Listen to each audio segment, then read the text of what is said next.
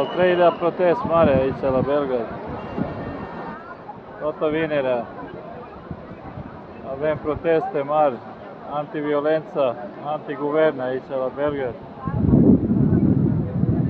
Uitați-vă câți oameni aici, zeci și zeci de mii.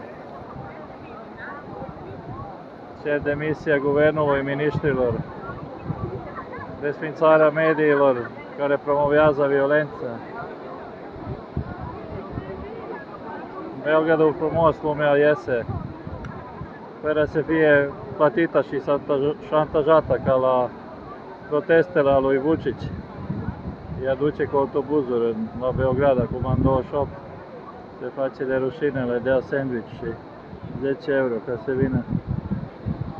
Le scot de la lucru. Sute și sute de mesaje antiviolență aici. Lumea din toată Serbia vine aici.